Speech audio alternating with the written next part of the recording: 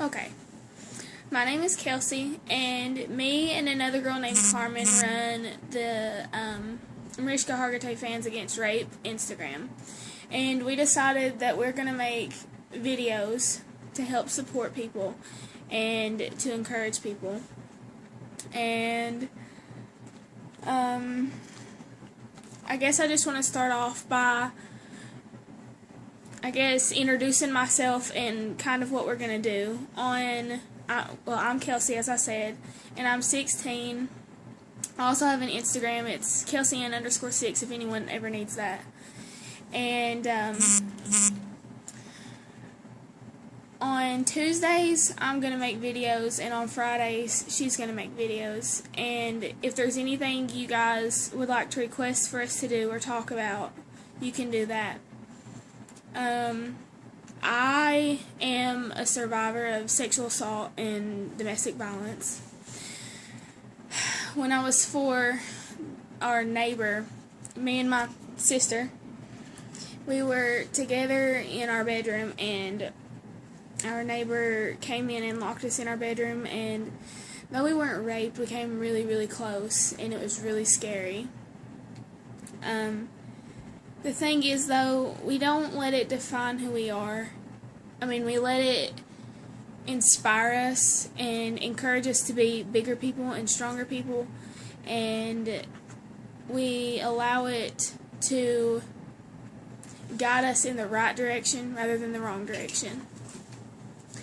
Many people ask me why I don't let it lead me down the wrong direction, and it's because if I allowed that to happen, I would be a really different person, and I'm pretty happy with the person that I am. I don't mean to sound cocky, but I am.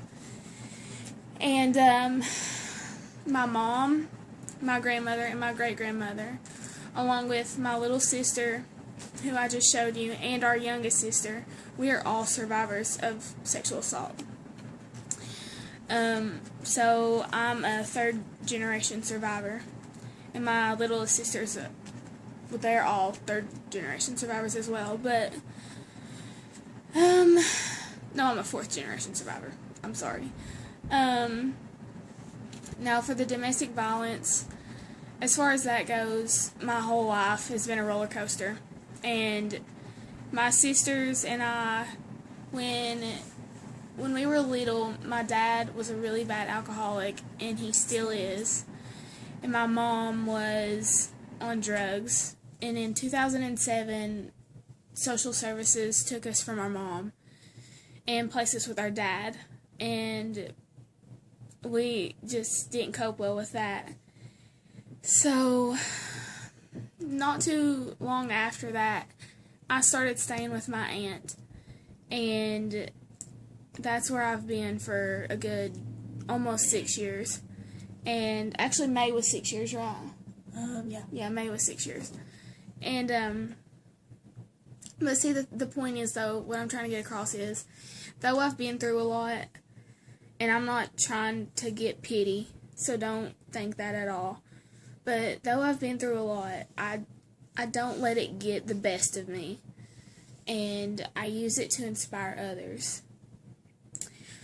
Okay, so aside from that, in January of this year, so 2014, on the 23rd, which is Mariska's birthday, I guess technically a little bit before that, I decided that I wanted to do something big and to try to make a difference. So, it's been actually more of a couple years that I've been thinking about it.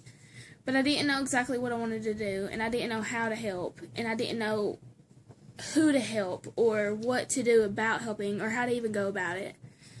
So, I finally figured out, or I knew that I wanted to do something crafty and sell stuff. So, on the 23rd, as I said, I bought my first spindle of ribbon and a glue gun. I spent $50 out of my very own pocket, 16 without a job, and I spent $50. And, but I bought my very first spindle of ribbon and a glue gun and, everything that goes along with that.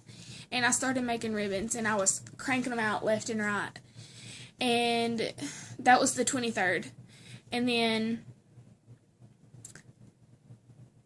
I take that back. That was the 20th, because the 23rd, I sold my first bow. And I was, like, beyond ecstatic, because not only was it, I sold my first bow, but it was also on my little brother's birthday and Marishka's birthday, and not very long after my birthday. And it really made me feel good to know that what I was doing was going to help someone else. So, as I said, I was cranking them out left and right for that month. So from January 23rd to February 23rd, I was selling bows. And on the 23rd, I made my very first donation to Joyful Heart. And I can't even begin to tell you how good that felt. It was just $100, but it was $100 that I had worked my butt off to make. And, to do something like that, it really feels really good. So, since then, until now, I have been continuing to make the bows, and, I don't remember what day that rally thing was. What rally thing? The Founders Day celebration thing that I made bows. Sure. Okay, well, I don't remember what day it was, but the mayor, my uncle, actually, is really good friends with the mayor of the town that I was raised in, but not where I live. So, he got into touch with the mayor and asked if I could set up a table at this Founders Day celebration thing that they had. And there was a copay that you had, well, more like a down payment thing. And he completely just avoided that. Like, I didn't have to do it at all. I didn't have to pay for it, because he knew that what I was doing was for a good cause, and I wasn't profiting from any of it. So he let me set up a table to sell bows, and I made, I want to say 60-something bows. I didn't sell very many, but I made quite a bit of money off of them. I made half of a little over half of my first donation in that one day.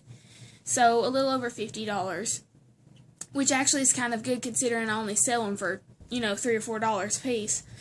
And, but I done that, and then so far I've been trying to get into contact with the mayor where I actually live.